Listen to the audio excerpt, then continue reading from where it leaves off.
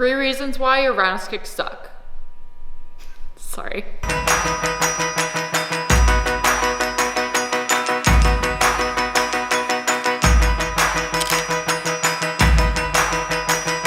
The first thing is that you're not pivoting enough or you're pivoting too much. And if you don't know what a pivot is at all, that's an even bigger problem.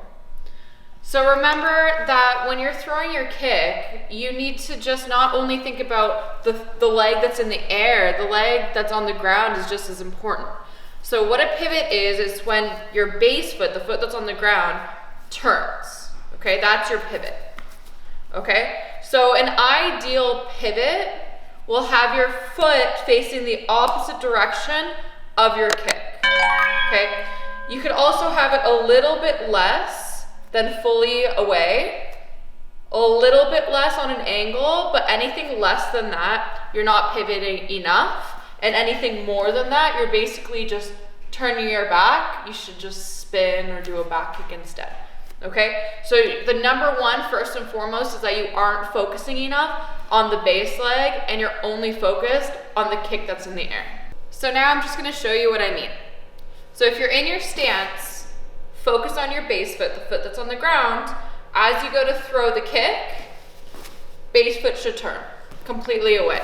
So again, you come up and you turn, rotate that base foot. That's the ideal pivot. Number 2 is your chamber. Again, if you don't know what a chamber is, let me teach you.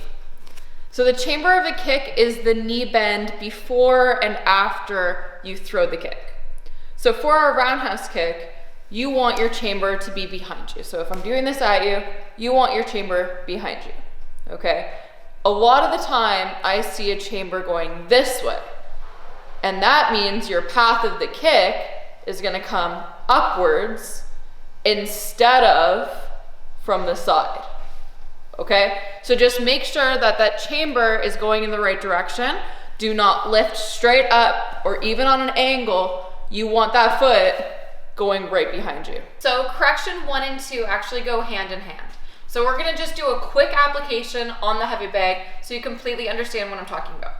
So when you're doing your kick, your pivot, if you're turned and you're pivoting in the proper direction, so again, what I said was it has to be away from the bag, then your hips will automatically turn, which means that your knee will automatically come up this way, and it would be very difficult for you to pull it up the way I was saying not to do for a roundhouse kick. So if you're pivoting, you're already in really good shape for the chamber, okay?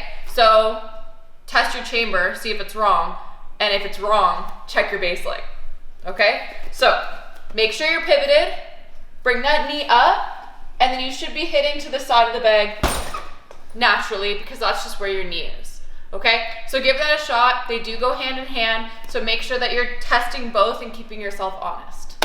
All right, so you've done correction 1 and you've done correction 2 and your roundhouse kick still sucks. And you're probably wondering what step 3 is at this point. And it's learning from me, of course. If you don't know this already, I have a Patreon page specifically dedicated to teaching kicks as well as strength and flexibility. I break down every kick that you're ever gonna wanna learn and all of their intricacies and everything that you need to know about kicks and how to double them up and all of that fun stuff. On Patreon, you also have access to me as your coach. Now, you could ask me questions on there, you could show me your progress, and I'm able to help you through all of the questions that you may have for your kicks and flexibility and strength. So if that's something that you're interested in, please check out my Patreon page and let me know when you do. And I'll see you next time. Bye, everyone.